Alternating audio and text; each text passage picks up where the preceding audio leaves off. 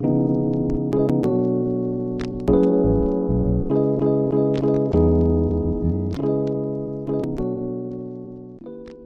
we have anything left to talk about? Kaepernick. Ooh, Colin Kaepernick update. So Colin Kaepernick, as you guys know, we talked about in our last segment, he has been, I guess, kneeling now at games to protest, not necessarily the national anthem, but police brutality against African Americans. And now there are players, not just in football, but in other sports, including soccer, that are also kneeling as a form of protest.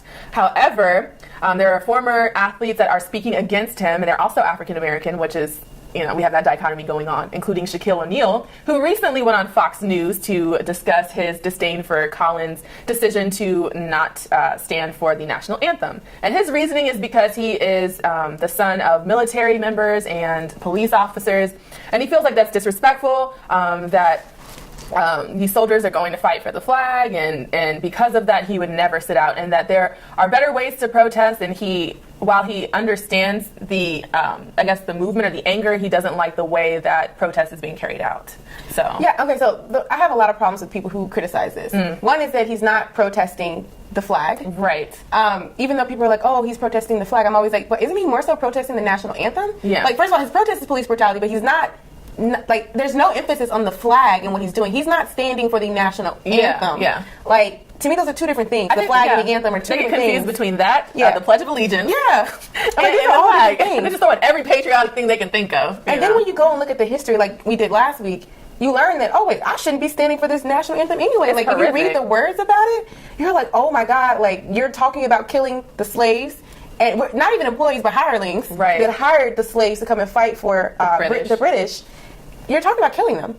Like, that's what the verse is about. So I have slave descendants in my family. Why would I stand for such a thing? Right. So that's another problem I have. But the other problem I have with it is we're completely losing focus on what he's doing. Yeah, I think that's intentional. They don't want to talk about it. It's so stupid, though. Yeah. Like, he's not. And then they're, like, using sound bites of him that makes it seem like he's radical, and it's like, of course, it's just so stupid. Like, if you listen to his whole speech that he gave in one of his press releases, he sounds very intelligent, he sounds very educated about the material that he's talking about. It's just dumb to me. Yeah.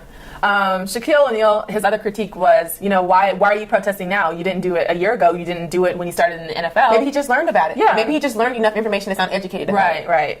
So there's this quote by, what's that boy's name from Grey's Anatomy who did that big... Patrick Dempsey. That's the only one I know from Grey's Anatomy. The black one. Oh, Jesse Williams.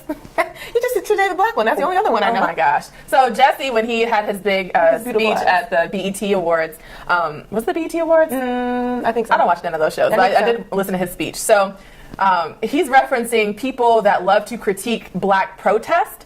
And he said, if you have a critique for the resistance, for our resistance, then you better have an established record of critique of our oppression. If you have no interest in equal rights for black people, then do not make suggestions to those who do. Sit down.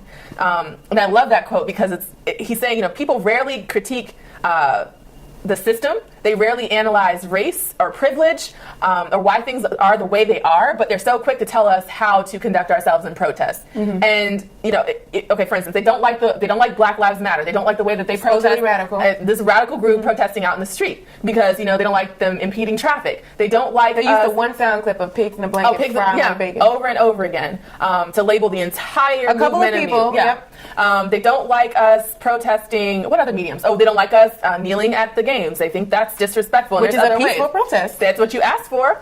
So when you add up all these comments, it seems like you just don't want us to protest at all. Because you can never ever offer an alternative that is going to be meaningful. Their alternative is for us to work within the system. Exactly. But the problem is we're saying that system that you guys have created and nurtured and grown, like it's your own little baby, is broken. Yeah. Especially for people like us. Right. Like, that's not a system that actually leads to real change. Right. And at least, even if you don't agree about the way he's doing it, at least we're all talking about it more. Yeah. Because I feel like for a moment, the movement had kind of died down. Like, now we at least have the attention on it. And then people are saying, well, he should give his money towards it. He gave $1 million, so take that. Shut up. Not only did he give $1 million, but I just found out that I think the owner of the team just like matched that. Really? Yes. So a lot of the owners are saying, you know, never has there been a more hated person than Colin Kaepernick in the office, you know, big offices, and that they would never ever let him on their team. So they're literally blackballing him, no pun intended. But I'm so happy that the owner of his team is like, you know what? Not only am I not going to say that rhetoric, but I'm going to publicly support my quarterback, and I'm matching $1 million to go into to the community to invest in better ways for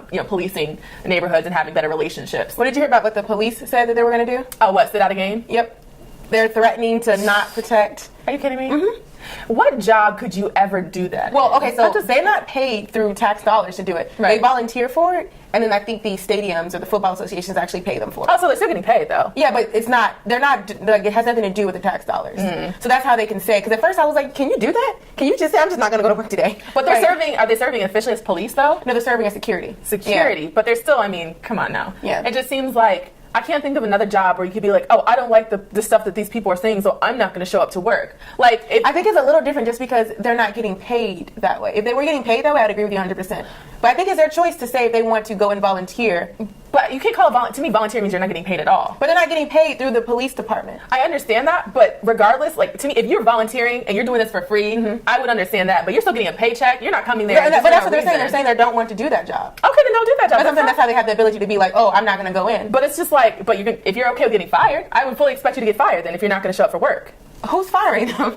If they are hired by the stadium, right? They will fire them. Yeah, yeah. Fire them, please. Yeah, I can see them. I mean, they're already saying that what they would do is bring in other police officers. Okay. Yeah, like I hope that they get fired, and I just want to know what other job could you say, like, I don't want to come in because I don't like the things that these people say. Like, for instance, if we're in the hospital and we get called a nigger by a patient, you can't be like, oh, I'm just gonna let you die. Like, I am not. I just see it a little differently. I do because in this situation, it's not like they're on contract to go to work. It's more like if. For example, if you're on a job and you're doing PRN somewhere else, and you're like, oh, they call you up and like, oh, can you come in on Tuesday? And you can say yes or no. Right. You can say no and just not go. They're not going to fire you. They're just like, okay, we'll find someone else that can come in. But they've already decided that they're going to show up. And I think you could get fired if you, for instance, keep saying like yes, and then you change your mind, and now they have to scramble to find somebody else. Right. But they haven't volunteered for the games yet.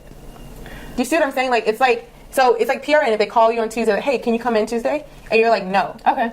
They're not going to fire you because they still need you. Right. I understand what you're saying. I feel like it's just a little different. It would be different to me if they had a contract. They're not contract employees. They call them up and like they volunteer to go in. I just still think it's ridiculous. And the fact is, like, you're getting mad over the truth. Like, I think that's what's ridiculous. I think that it's absolutely ridiculous that you all of a sudden don't want to go do something that you've been doing forever because someone who's sitting down peacefully protesting. Come on now. Yeah. But I think what really upset them was the fact that he wore those socks. Those socks. Yeah. I think that no matter what, they would have had the same reaction. Yeah. They said that with Beyonce when she had her, what video was it? She had some video. And he has some strong words too. I saw a couple of his, one press release of his, and he was saying like, what field police officers are trained for 6 months? You have, in order to do curling your hair, you have to be trained longer for that. A hairstyle. Yeah, he said some harsh words. He was like, police officers are shooting and killing people, and they're getting paid leave for it. That's true, though. I mean, I'm not disagreeing with any of it, but I just think that all of these words, like inferior, like the whole, like the union is the one that's saying that they released a letter saying that they're thinking about. But they've been doing this for everything. They did it for like security for like say the Black Lives Matter protests, not going to show up. They did it for Beyonce's concerts when she came out with formation. They did the same thing. They're like, we're not going to work her event. We're not going to provide security. So it's a common theme, and I think that no matter what he said, the fact that he's speaking out against police brutality is offensive to them, like breaking the status quo. And I got in a bit of a heated conversation with I'm going to call her a friend, but an associate about the police force, and she's like, I asked her, so the relationship that Black people have had with the police has never been good, and to me the onus really isn't on us. If you look back a couple decades ago when they used to sick dogs on us during the civil rights movement, from that point of time until now, what has the police department actually done to change its image, to go out of its way to make sure that Black people know that now you are actually working with us and not against us? Yeah. When does that ever happen? And I've never had an answer for that. I don't think it has happened. I don't think they plan to. Yeah. I've been reading Mark Lamont's book, Nobody. And in it explains a lot of why Black people have fear towards the police. Yeah. And something that he said to me is very profound. It's that white people feel protected by the police, and Black people just feel afraid of the police because if you're in trouble, a lot of times they don't come until it's too late. Right. And then when they get there, they're arresting everyone in the room, not just the one who you called for. Right. In white communities, they're asking questions before they arrest. Yeah. And I didn't realize it was that stark of a difference until I was reading through the book, and I was like, and he was just citing examples after examples. Yeah. I was like, oh, this is a thing? Yeah. I didn't realize that. Yeah. I remember that Trayvon Martin situation, and the thing that part of the reason why the trial went the way it did was because of the way the police collected the evidence or went about that situation. So when Trayvon was murdered by George Zimmerman, when the police came, they believed his story. Like, they saw Trayvon Martin as a suspect, and they never did a tox screen on George Zimmerman, and he had stuff in his system. But they did one on Trayvon Martin. Yeah, they did. I didn't know that. Everything. It was just. it was so blatant who they saw as a victim and who they saw as a suspect just off of George Zimmerman's word and based off of Trayvon Martin, who he was. Yeah. They had already formed an opinion on him and did not follow procedures, which led to the situation of him being able to get away with everything. One of the jury members said that she felt like Zimmerman did overstep his boundaries. However, she felt like Zimmerman was truly afraid, and that was his voice that was screaming out for help. Yeah.